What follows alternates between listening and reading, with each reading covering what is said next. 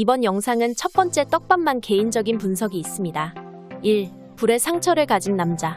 우선 불의 상처를 가진 남자는 원피스와 라프텔의 위치를 알려주는 로드 포네그리프 4개 중 마지막 1개를 가진 남자. 즉, 라프텔로 가는 마지막 열쇠를 쥔 인물입니다. 1056화, 킬러가 원피스의 쟁탈전에 참가하기 위해서는 라고 말하자 키드가 불의 상처인 남자를 찾으라고 짐작 가는 게 너무 없잖아 라며 작중 첫 언급을 하였습니다.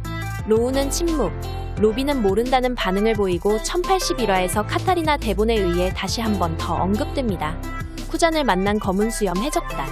티치는 로드 포네그리프 2개 중 1개가 불의 상처가 있는 남자가 가지고 있다는 얘기가 있지 라며 설명합니다.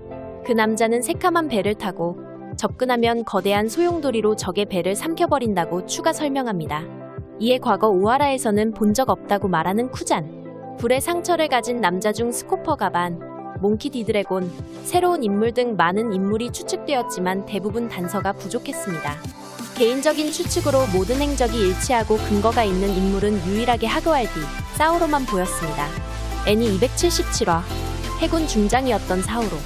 역사의 탐사선을 몇 번이나 잡아왔지만 이 녀석들이 죽어야만 하는 의미를 모르겠다며 의문을 품어왔습니다. 이후 고대병기를 찾아내 세계를 멸망시키려 한다는 오하라의 버스터콜 명령을 받는 사우로. 하지만 사우로는 오하라의 학자들이 정말 역사를 알고 싶어하는 걸로 보이며 그들이 악이라는 증거를 달라며 항의합니다.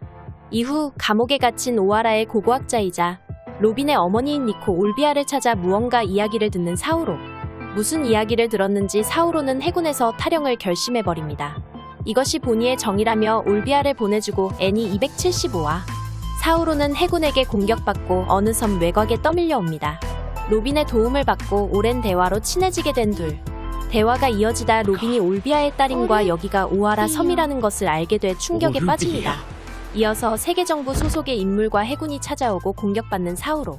날 적으로 두면 그냥 끝나지 않을 거다 라는 대사와 함께 해군 중장의 힘을 보여줍니다. 하지만 해군 중장 쿠잔에 의해 저지당하고 전신이 얼어붙게 됩니다. 사우로의 생존 여부는 밝혀지지 않은 채 버스터콜 사건으로부터 몇 달 뒤 베가펑크가 찾아오고 오하라 학자들이 남긴 책들을 거인족들이 엘바프로 옮기고 있는 광경을 목격합니다. 이어서 클로버 박사와 면식이 있었던 몽키 드래곤이 찾아오고 그 거인족들은 문헌의 가치를 알고 있고 선장은 전신에 붕대를 감은 기묘한 남자였다고 말합니다. 베가펑크가 떠올리는 실루엣의 거인은 사우로와 굉장히 흡사하고 드래곤이 신거병 해적단의 선장인 하이루딘을 눈앞에 둔 채 선장은 전신에 붕대를 감은 기묘한 남자였다고 언급. 즉 드래곤이 말했던 붕대를 감은 선장이 사우로이고 여전히 살아있었다는 셈입니다. 얼어붙어 있던 사우로가 누군가에게 도움을 받은 것인지 불타는 오하라 섬에 의해 해동된 건지는 모르겠지만 사우로는 장시간 동상의 상태에 빠졌을 것입니다. 여러분도 알다시피 긴 동상에 의한 상처는 화상과 같은 상처가 남습니다. 사카즈키가 쿠잔과 결투 후 아직까지 남아있는 동상의 흉터. 사우로는 전신에 상처가 남았었고 상처의 이유를 모르는 사람들은 이를 보고 보통 동상이라 생각지 않고 화상, 불의 상처라고 생각합니다.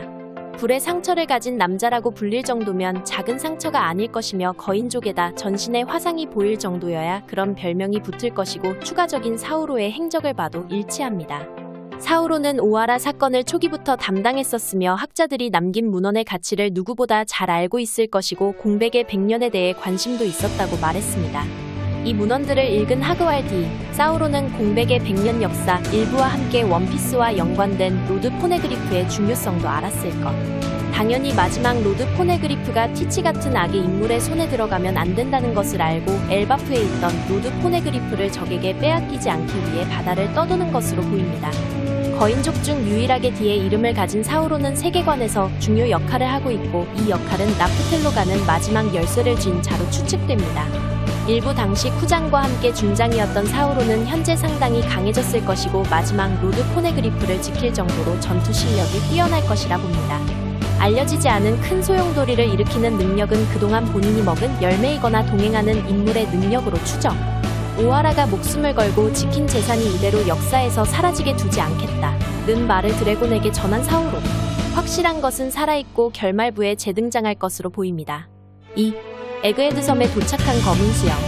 1079화에서 에그헤드 섬의 검은 수염 해적단의 배가 도착한 것이 확인되었습니다. 현재 상황상 선장인 티치가 직접 온 것은 아닌 것으로 보이고 1번 선부터 10번 선까지 대부분의 선장이 거푸의 습격을 방어, 로우의 하트 해적단과 전투를 벌였는데 유일하게 보이지 않는 인물이 5번 선 선장 라피트와 6번 선 선장 카타리나 대본입니다. 먼저 라피트는 비행과 최면술이 주능력이고 이를 이용하여 천룡인이 거주하는 마리조아에 잠입한 적이 있습니다. 이후 칠무회에서 제명된 크로커다일의 후임으로 검은 수염을 추천하여 진짜 티치가 칠무회로 선정된 바 있습니다. 그리고 카타리나 대본은 동물계 환수종객의 열매 모델 구미호를 먹어 타인의 모습으로 완벽히 변할 수 있는 능력을 갖고 있습니다. 이 둘은 에그헤드 섬에서 오로 성을 만나 무언가 협의를 할 것으로 예측됩니다. 그 협의의 내용은 검은 수염의 벌집섬이 해적섬으로 하나의 국가를 만드는 것, 그리고 세계 정부에 속하여 오로 성이 원하는 것을 들어주고 협의를 진행할 것으로 예측됩니다. 다만 티치는 칠무의 소속에서 흉악한 임펠다운 죄수들을 풀어 선원으로 데려오는 등 전과가 있어 쉽지 않을 테고 카타리나 대본의 변신술이 핵심 역할을 할 것으로 보입니다. 3. 모리아의 행방. 일부 시절 생고쿠가 시킨 명령이냐며 배신을 당했었던 모리아. 도플라밍고는 좀 더 윗놈들이다 라며 그 당시 의문을 품었습니다. 이는 오로 성이나 임으로 보이고 모리아는 죽을 뻔했으나 무슨 일인지 갑자기 사라졌다고 말합니다. 그 자리에서 도플라밍고는 그림자 열매에 그런 기술이 있었냐고 세계정부의 인물에게 물었습니다. 이는 투명 열매를 먹은 압살롬의 능력이고 그 당시 도움을 받은 것으로 알려져 있습니다. 추후 모리아는 행적을 다시 드러냈는데 사라진 압살롬을 찾기 위해 검은 수염의 벌집섬을 습격. 모리아는 압살롬이 동료이자 은인. 이에 습격했으나 검은 수염 해적단에겐 상대가 안 되었을 테고 동료 제의를 받은 채 종료된 듯해 보였습니다. 긴 시간이 흘러 벌집으로 온 페로나가 모리아를 구출하기 위해서 벌집의 감옥에 갇혀있던 코비를 풀어주는 장면이 나옵니다. 어쩔 수 없이 손을 잡았다는 코비의 대사를 보아 모리아도 구출됐고 모리아는 신시대에서 목숨을 지키기 위해 크로스 길드에 합류하지 않을까 생각됩니다. 4. 네팔타리 가문 티티와 릴리. 밝혀진 비비의 엄마는 네펠타리 티티, 그리고 최신화에서 추가로 밝혀진 800년 전의 여왕 네펠타리 릴리. 이무와 연관이 있어 보이는데 정확한 것은 밝혀지지 않았습니다. 5. 이무가 지목한 인물들. 시라오시, 검은 수염, 루피, 네펠타리 비비. 각각의 인물을 지목 중인데 아직까지 그 이유가 밝혀지지 않았습니다. 검은 수염과 루피는 뒤의 의지. 그러나 드래곤과 사우로, 거프 등 뒤에 인물이 많음에도 왜 굳이 둘이 후적처럼 지목됐는지 의문. 비비는 네펠타리 왕녀와 닮았고 코브라 다음으로 중요 열쇠를 쥐고 있는 듯합니다. 6. 피거랜드 가문. 샹크스의 피거랜드 가문이 명문 가문처럼 추가 소개됐는데 추가로 밝혀질 피거랜드의 인물이 궁금해집니다. 추측으로 신의 기사단 중 한 명이 아닐까 생각됩니다. 오늘 영상은 여기까지입니다. 시청 감사합니다.